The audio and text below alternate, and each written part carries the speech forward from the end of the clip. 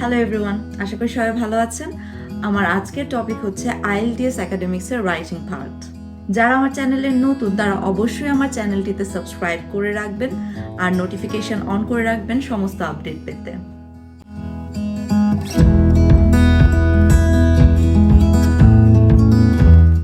IELTS writing এর ক্ষেত্রে থাকে দুইটা পার্ট 1 আর পার্ট 2। যদি মার্কস ডিস্ট্রিবিউশনের কথা বলি তাহলে পার্ট 1 ক্যারি করে 1/3 মার্ক অর্থাৎ 33% মার্কস, আর পার্ট 2 ক্যারি করে হচ্ছে 2/3 অর্থাৎ অলমোস্ট 66% মার্কস ক্যারি করে। ওয়ার্ড কাউন্টের ক্ষেত্রে পার্ট 1-এ আপনার হচ্ছে অ্যাটলিস্ট 150 ওয়ার্ডসের একটা অ্যাসে বা প্যাসেজ লিখতে হয়, আর পার্ট 2 এর ক্ষেত্রে হচ্ছে অ্যাটলিস্ট 250 ওয়ার্ডসের একটা প্যাসেজ লিখতে হয়। আর আমার পার্সোনাল সাজেশন হচ্ছে যে পার্ট 1-এ আপনি 20 মিনিটস স্পেন্ড করবেন আর পার্ট 2-তে আপনি স্পেন্ড করবেন 40 মিনিটস, যেহেতু পার্ট 2-তে মার্কস বেশি, স্কোর বেশি, সো আপনার ওখানে আপনার একটু এফোর্টও বেশি দিতে হবে। এবার আলোচনা করি চলুন কন্টেন্টস নিয়ে। পার্ট 1-এর ক্ষেত্রে এটা হচ্ছে ইনফরমেটিক্স বেসড থাকে, অর্থাৎ আপনার সেখানে ডায়াগ্রাম থাকতে পারে, চার্ট থাকতে পারে, ডেটা প্রেজেন্টেড থাকতে পারে, এই ধরনের জিনিসপত্র থাকবে। আর ওরা দেখতে চাবে যে আপনি ওই ফিগার বা ডায়াগ্রাম বা কোনো গ্রাফ যেটা দেওয়া আছে সেটাকে আপনি নিজের ল্যাঙ্গুয়েজে কিভাবে এক্সপ্রেস করেন। তো এক্ষেত্রে আপনার পার্সোনাল ওপিনিয়ন দেওয়ার কিছু নেই, পুরোটা হচ্ছে ইনফরমেশন বেসড। ইনফরমেশন বা ডেটা আপনাকে প্রোভাইড করা হবে, আপনি শুধু প্রেজেন্ট করবেন জিনিসটাকে নিজের ভাষায়। আর পার্ট 2 এর ক্ষেত্রে বেশিরভাগ ক্ষেত্রে এটা থাকে ওপিনিয়ন বেসড। সো আপনাকে হচ্ছে 2-1 লাইনের একটা সিনারিও বা কেস স্টাডি অথবা এই ধরনের জিনিসপত্র দেওয়া হবে এবং আপনার কাছে আপনার পার্সোনাল এক্সপিরিয়েন্স বা পার্সোনাল ওপিনিয়ন কি সেটা আপনাকে ডিসক্রাইব করতে বলা হবে। এবার আলোচনা করি যে মার্কিং স্কিম কি নেওয়া হয়। 4টা ব্যাপারে ওরা সবসময় মার্কিং স্কিমটা ডিস্ট্রিবিউট করে থাকে। প্রথম কাজ হচ্ছে টাস্ক রেসপন্স বা টাস্ক অ্যাচিভমেন্ট, অর্থাৎ আপনাকে যে কাজটা বলা হলো, যে টাস্কটা আপনাকে অ্যাচিভ করতে হলো, আপনি সেটা ঠিকমতো বুঝতে পেরেছেন কিনা, আপনি ঠিকমতো আপনার প্যাসেজে সেটা বোঝাতে পারছেন কিনা, অর্থাৎ রেলিভেন্স কতটা আপনার কথাবার্তার সাথে, আপনাকে যা কোয়েশ্চেন করা হলো বা যা আনসার চাওয়া হলো আপনি এক্সপেক্টেড পর্যায়ে ঠিকমতো সেটা ডেলিভার করতে পারলেন কিনা, রেলিভেন্স আছে কিনা। এখন আপনাকে যদি ড্রাগ রিলেটেড একটা প্যাসেজ লিখতে বলা হয়, সেখানে আপনি যদি এমন কোনো একটা কাহিনী বললেন যেটার কোনো রেলিভেন্স নাই, তো এক্ষেত্রে এটাতে আপনার কোনো মার্কস ক্যারি করবে না, বরং এটা আরও নেগেটিভিটি ক্রিয়েট করবে আপনার প্যাসেজের ক্ষেত্রে। দেন হচ্ছে কোহেরেন্স অ্যান্ড কোহেশন। এই ক্ষেত্রে হচ্ছে আপনার লজিক্যালি প্রুফ করতে হবে বা লজিক্যালি আপনার কথাবার্তা আপনি যা লিখছেন তা ঠিক আছে কিনা। অর্থাৎ আপনাকে যে গ্রাফ দেওয়া আছে, সাপোজ আপনাকে এমন একটা গ্রাফ দেওয়া হলো যে একটা স্কুলের এত% মেয়ে হচ্ছে এই গেমে পার্টিসিপেট করেছে, এত% ছেলে পার্টিসিপেট করেছে, এদের বয়স ভাগ ভাগ করে দেওয়া আছে। তো এই ক্ষেত্রে আপনি যখন ইনফরমেশন বেস, অর্থাৎ এটা যখন পার্ট 1-এর ক্ষেত্রে আমি কথা বলছি, তখন আপনি আপনার ছবিতে বা গ্রাফে যা দেওয়া আছে তার বেসিসেই লিখবেন। আপনি নিজের ইচ্ছা মতো এখন আপনি ঘটনা লিখতে পারেন না, যে আপনি মানে নিজের ইচ্ছা মতো বলতে পারেন না যে হয়তো বা মেয়েরা খেলাধুলায় বেশি আগ্রহী না, এই কারণে আমরা মেয়েদের পার্টিসিপেশন বেশি দেখতে পাচ্ছি না। No, that doesn't carry anything. তার মানে হচ্ছে এখানে লজিক্যালি কোনো কথাবার্তা রেলিভেন্স আসছে না। তো এই জিনিসগুলো হচ্ছে কোহেরেন্স বা কোহেশন, যে আপনাকে যা দেওয়া আছে সে সে সাথে আপনি যে প্যাসেজটা লিখলেন তার কি পরিমাণ লজিক্যালি ঠিকঠাক আছে, এই জিনিসগুলো তারা জাজ করবে। এরপর আসছে লেক্সিক্যাল রিসোর্সেস।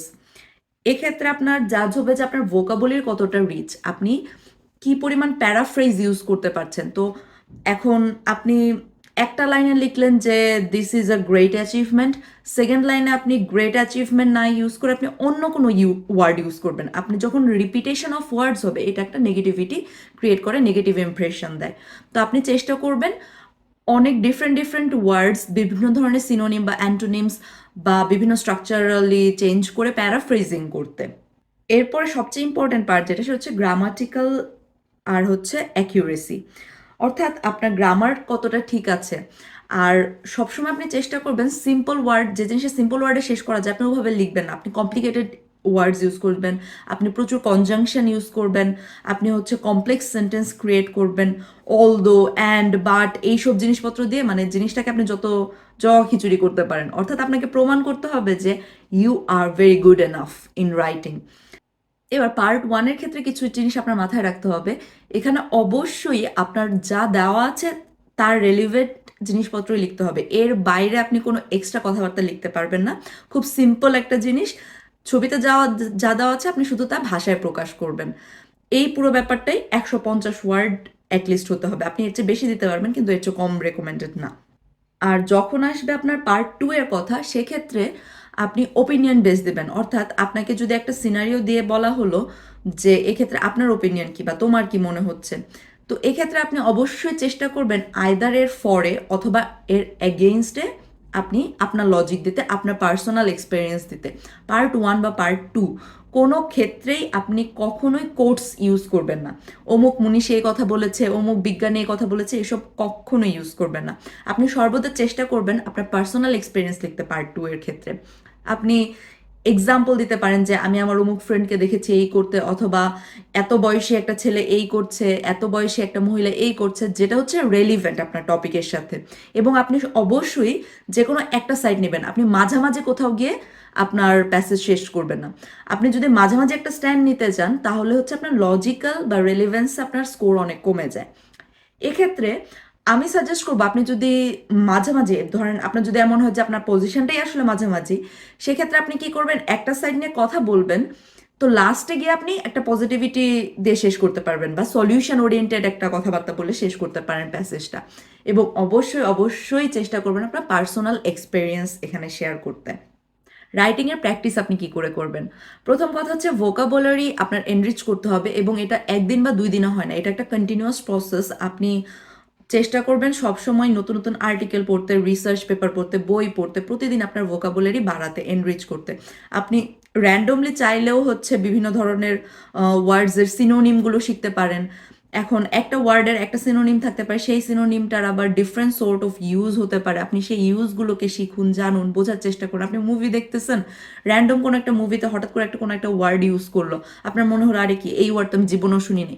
তা আপনি চেষ্টা করুন এই জিনিসগুলোকে এক্সপ্লোর করতে, তাহলে আপনার মনে থাকবে। আর সবসময় চেষ্টা করবেন ইউজ করে করে, অর্থাৎ আপনি জাস্ট শব্দার্থ দেখলেন, এভাবে আপনার কিন্তু কখনোই মনে থাকবে না। আপনি ইউজ করার চেষ্টা করুন, নিজের বাস্তব লাইফে প্রয়োগ করার চেষ্টা করুন, কোথাও রাইটিংয়ে বা কোথাও এক্সামে লিখতে গিয়ে আপনি ওই ওয়ার্ডগুলো ব্যবহার করুন, তাহলে আপনার তো এই জিনিসগুলো হচ্ছে আপনার মাঝে তখন স্পন্টেনিয়াসলি আসবে। আপনার জিনিসগুলো জোর করে নিজের মধ্যে আনতে হবে না। তারপরে জিনিস হচ্ছে টাইম বাউন্ড। যেহেতু টাইম খুবই কম এবং আইএলটিএস রাইটিং এর পার্টটা থেকে সবার শেষে, আপনি অলরেডি লিসেনিং, রিডিং এগুলো দিয়ে ফ্রাস্ট্রেটেড থাকবেন, আপনি অলরেডি একটা এক্সস্টিং মোডে থাকবেন, তখন আপনার হচ্ছে এই রাইটিংটা লিখতে হবে, যেটা খুবই খুবই প্যারাদায়ক। আমার তো পার্সোনালি যখন এক্সাম চলতেছিল, আমার মনে হচ্ছিল জাস্ট কখন শেষ হবে, এত বিরক্ত হয়ে গেছিলাম আমি লিখতে লিখতে।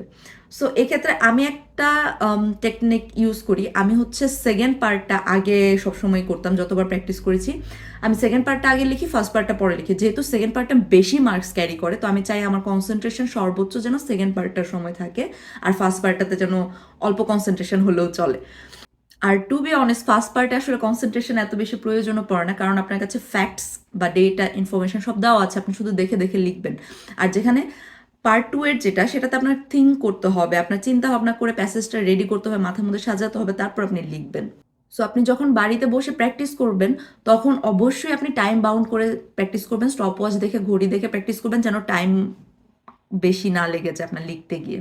আমি ডেসক্রিপশন বক্সে হচ্ছে আইএলটিএস লিজের একটা ওয়েবসাইটের লিঙ্ক দিয়ে দিব। ওখানে আপনার প্রচুর প্রচুর টপিক আছে। আপনি যদি দেখার আগে আপনার যদি মনে হয় যে আপনি লেখার টাইম নেই, এত টপিক আপনি লিখে প্র্যাকটিস করতে চান না, অ্যাটলিস্ট আপনি টপিকগুলো রিভিউ করে যাবেন এবং মাথার ভিতর আপনি প্যাসেজগুলো সাজিয়ে নেবেন, স্পেশালি পার্ট 2 এর পোর্শনটা। কারণ পার্ট 2তে হয় কি, এই সমস্ত টপিকের ভেতরেই ঘুরে ফিরে আসে, রিপিটেশন হয়, বা এই রিলেটেড টপিকগুলোই থাকে। সো এগুলো যদি আপনি অলরেডি প্রিপেয়ার থাকেন যে আপনি কোন সাইড নিয়ে নেবেন, বা কি অপিনিয়ন লিখবেন, বা কি এক্সপিরিয়েন্সগুলো লিখবেন, তাহলে আপনার জন্য অনেক ইজি হয়ে যাবে আইএলটিএসে রাইটিংয়ে ভালো স্কোর করা। আর যেহেতু আইএলটিএস রাইটিংয়ে চাক্কা নাম্বার না, অর্থাৎ আপনার এক্সামিনারের কাছে স্কোপ আছে আপনার যখন তখন নাম্বার কাটার জন্য, সুতরাং এখানে আপনার এফোর্টটা একটু খুবই সেন্সিবলি এবং খুবই চিন্তা ভাবনা করে দিতে হবে। সো এখানে আপনার রাইটিংটা খুবই অ্যানালিটিক্যাল ওয়েতে এবং স্পেসিফিক নিড অনুযায়ী আপনার রাইটিংটা সাপ্লাই করতে হবে। Thank you so much. এর বাইরে আপনার কোনো কোয়েশ্চেন থাকলে অবশ্যই কমেন্টে জানাবেন, আর এই ভিডিওটি যার উপকার লাগবে তার সাথে শেয়ার করতে ভুলবেন না। Thank you so much.